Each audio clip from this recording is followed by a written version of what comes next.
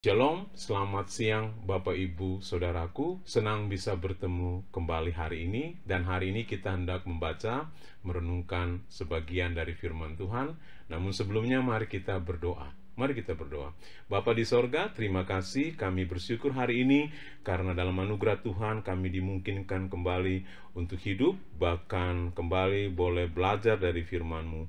Kiranya Tuhan menolong dan memberkati kami lewat perenungan firman ini. Di dalam nama Tuhan Yesus kami berdoa. Amin. Bapak Ibu Saudaraku, firman Tuhan hari ini terambil dari Mazmur pasalnya yang ke-46, ayatnya yang pertama sampai dengan ayatnya yang ke-12. Namun kita hanya membaca ayat yang pertama sampai dengan ayatnya yang ke-4.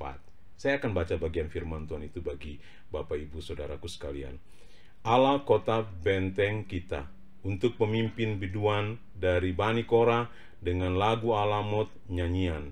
Allah itu bagi kita tempat perlindungan dan kekuatan, sebagai penolong dalam kesesakan sangat terbukti. Sebab itu kita tidak akan takut sekalipun bumi berubah, sekalipun gunung-gunung goncang di dalam laut, sekalipun ribut dan berbuih airnya, sekalipun gunung-gunung goyang dan oleh geloranya Selah. Kota Allah kediaman yang maha tinggi disukakan oleh aliran-aliran sebuah sungai. Demikian firman Tuhan yang kita baca hari ini. Bapak Ibu Saudaraku, Mazmur 46 adalah sebuah nyanyian pujian yang indah dan unik. Nyanyian pujian ini indah dan unik. Karena itu nyanyian pujian ini pernah menginspirasi seorang bapak gereja Martin Luther.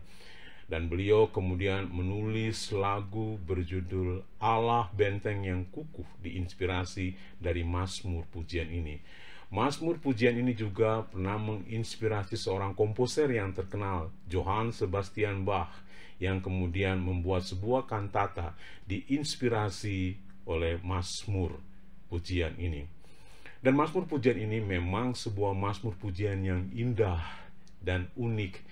Karena kalau kita membandingkan Mazmur ini dengan Mazmur-Mazmur yang lain, maka kita akan melihat sebuah perbedaan. Mazmur-Mazmur pujian yang lain itu ditulis dengan dimulai sebuah keresahan, pergumulan, dan doa-doa yang dinaikkan dalam bentuk penderitaan ya oleh para penulisnya. Namun Mazmur ini sedikit berbeda, karena Mazmur ini dimulai dengan sebuah nyanyian iman, dimulai dengan pengakuan iman. Karena itu saya bisa katakan nyanyian ini dimulai dengan sebuah kredo. Ada pengakuan iman yang dikemukakan oleh penulisnya. Dan ini menunjukkan keindahan dan keunikan dari Mazmur ini. Nah, Mazmur ini bisa menyatakan sebuah pengakuan iman. Kita bertanya, bagaimana bisa? Nah, mari kita renungkan Mazmur pujian ini.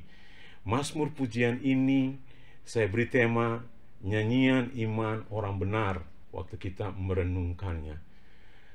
Kita bisa kemudian mengemukakan ini sebagai nyanyian iman orang benar karena dua hal. Yang pertama, Mazmur ini menunjukkan pengenalan yang benar akan Allah. Dan tentu kalau kita melihat kepada siapa penulis Mazmur ini, maka kita akan mengerti bahwa Mazmur ini adalah nyanyian pujian dari seseorang yang benar-benar mengenal Allah. Mazmur ini ditulis oleh seorang yang bernama Hizkia, ya, Raja Israel. Memang ada banyak penafsir kemudian mengemukakan siapa penulis Mazmur ini. Ada yang menyatakan Daud, ada yang menyatakan Hizkia. Saya kemudian cenderung melihat penulis Mazmur ini adalah Raja Hizkia. Dan kita tahu bahwa pada saat Mazmur ini ditulis ya, Raja Hizkia itu adalah orang yang kemudian kita kenal adalah orang yang sangat-sangat mengenal dan mengasihi Tuhan. Dalam 2 Raja-Raja 18 ayat yang ketiga kita bisa temukan itu di sana. Dan di dalam Mazmur ini kita temukan benar bahwa penulisnya yaitu Hizkia sebagai raja Israel pada saat itu adalah seorang yang mengenal Tuhan. Dia seorang yang benar. Dalam Mazmur ini kita temukan bagaimana pengenalannya akan Allah itu dikemukakan. Misalnya di ayat yang kelima dikatakan oleh Hizkia, Allah itu yang maha tinggi. Di ayat yang ke-8 dia katakan Tuhan semesta alam. Allah dilihat sebagai Yahweh. Lalu di ayat yang ke-12 Hizkia mengatakan Allah Yakub. Ini menunjukkan ada pengenalan yang benar akan Allah. Jadi Mazmur, nyanyian ini adalah sebuah mazmur yang indah dan unik, karena itu adalah mazmur yang dinyanyikan, yang ditulis oleh orang yang betul-betul memiliki pengenalan yang benar akan Allah. Nah, kita bisa kemudian memiliki iman yang kuat seperti penulis mazmur ini kalau kita memiliki pengenalan yang benar akan Allah. Mari kita bukan saja bisa menikmati mazmur ini sebagai sebuah keindahan, tapi mazmur ini mengajar kita, mari kita belajar mengenal Allah. Karena dengan pengenalan yang benar akan Allah, seperti yang ditunjukkan oleh Hizkia, kita bisa memiliki pengakuan iman yang baik dan benar. Nah, yang kedua, Mazmur ini bisa kita katakan sebagai nyanyian iman orang benar. Karena yang kedua, pengakuan iman ini ya sesungguhnya lahir dari latar belakang yang sulit. Nah, kalau kita mengerti situasi kondisi yang dihadapi oleh Hizkia pada saat itu dengan Israel, kalau kita baca di 2 Raja-Raja 18 dan 19, di sana Hizkia dan Israel itu kemudian terancam akan ditaklukkan oleh Raja Sanherib. Dan itu begitu mengerikan, begitu menjadi sebuah pergumulan bagi Hizkia dan Israel. Tapi kita melihat di 2 Raja-Raja pasal 19, ketika Hizkia menemukan berita tentang akan adanya Raja Sanherib yang akan kemudian menaklukkan Israel, Hizkia kemudian datang mencari Tuhan. Dia masuk kemudian ke dalam rumah Tuhan dan dia merendahkan diri sebagai tanda perkabungan di hadapan Tuhan. Dia mencari Tuhan. Dan ini yang kemudian kita perhatikan, melewati pergumulan yang sulit seperti itu, Hizkia dan Israel keluar sebagai pemenang, karena Allah yang kemudian kita temukan berperang ganti mereka melawan Raja Sanherib. Ada sebuah pergumulan yang dalam yang kemudian menyebabkan ya di akhir pergumulan itu nyanyian pengakuan iman ini dinaikkan. Nah, Bapak Ibu Saudaraku, nyanyian pengakuan iman kita atau pengakuan iman kita itu bisa dimungkinkan hadir kalau kita mengalami kemenangan atas pergumulan-pergumulan hidup.